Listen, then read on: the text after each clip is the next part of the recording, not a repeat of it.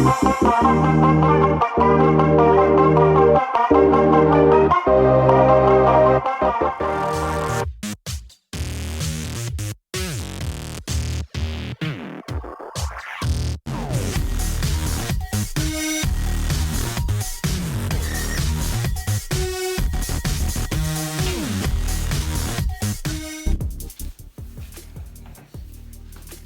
guys, so today we're going to learn about the basic piping. So to start, these are the things or the basic tools and materials you need for piping. So this is a decorating bag, piping tips or decorating tips, couplers, of course your icing, and food colors. Piping bag or pastry bag is an open cone or triangular shape.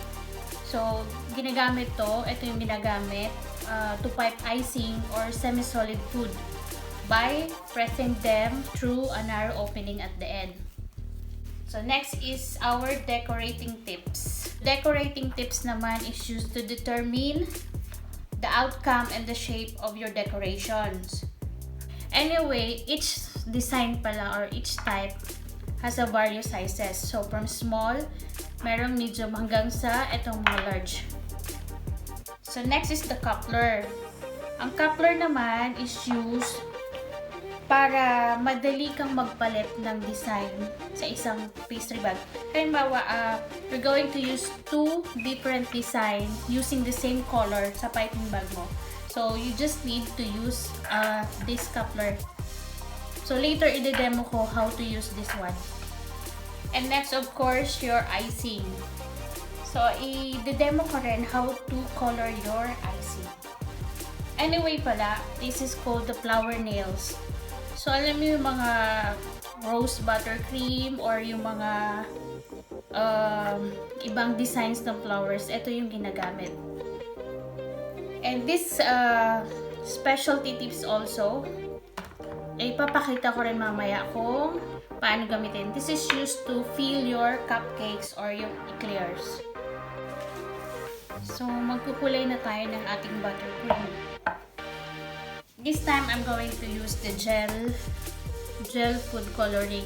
So, mayroon din naman tayong ibang types like powder or liquid flavoring. Pero, prefer ko ang gel, especially dun sa mga buttercream and meringue base na icing.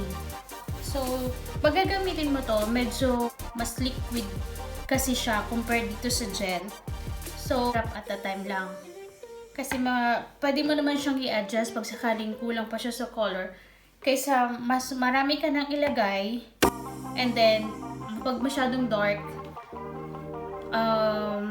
hindi mo na siya ma-adjust unless meron kang extra white buttercream. So, but this time, I'm going to use this gel. So, sa gel, we need to use a toothpick. And, konti lang siya. So, depende sa required mong color. Just in case na makulangan ka pa sa kulay, do not use the same toothpick na pang-i-stick mo doon. So, masisira kasi yung food colors mo or ma-spoil siya. So, we'll try muna kung okay na itong color na to. Then, I'm using this spiral mixer. Mas madali kasi siyang mag-incorporate yung colors.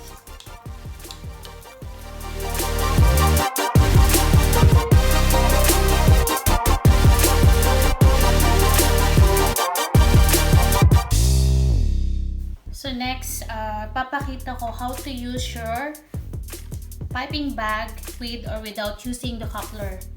So first, without using the coupler, i-drop lang natin yung ating piping tips or decorating tips. Narrow end going down, and then i-push mo siya hanggang sa end. Then, using your scissor, put a marking. So, kailangan pag-cut mo, make sure na hindi siya lalampas doon sa may design ng tip.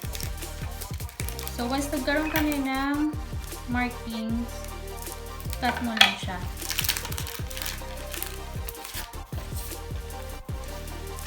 So, using a coupler naman,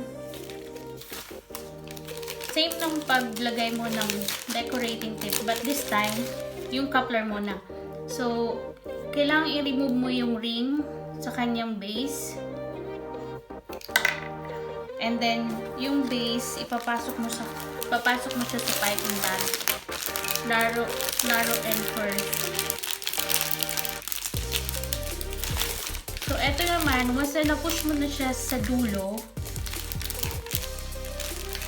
i-marking mo siya doon sa last thread or yung first thread ng taas ng yung tip.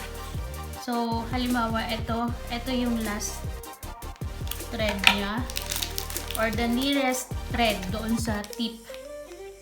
Then, cut mo lang din siya. And then, ilalagay mo ngayon yung ating decorating tip, tsaka mo siya ilalak doon sa ring.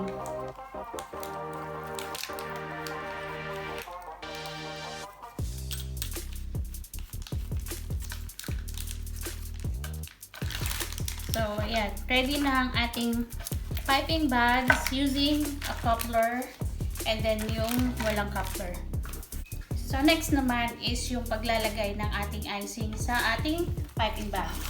So, using this glass, pwede mo kayo gumamit kahit anong klaseng glass or kung talagang gamay na kayo, you don't need this one. So, pwedeng directly mo siyang ilagay yung ating icing or frosting sa ating piping bag. Or using this glass, lalagay mo lang siyang ganyan. So remember, don't overfill your piping bag. Kasi pag marami kang nilagay, mahihirapan kang mag-pipe.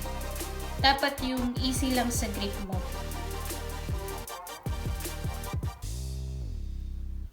So, maglagay tayo.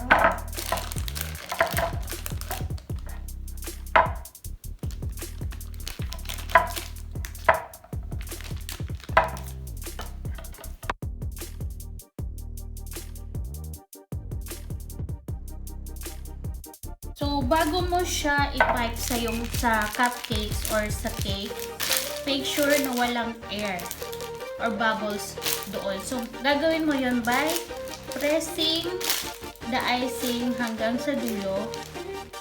And, ayan.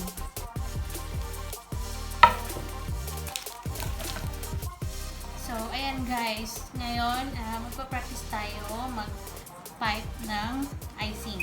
This time, gagamit tayo ng bond paper. So, ayan. Yung bond paper, nilagyan ko na siya ng mga lines. So, mamaya, papakita natin kung paano gawin yung mga basic or essential piping techniques na magagamit nyo para sa cakes nyo at sa cupcakes.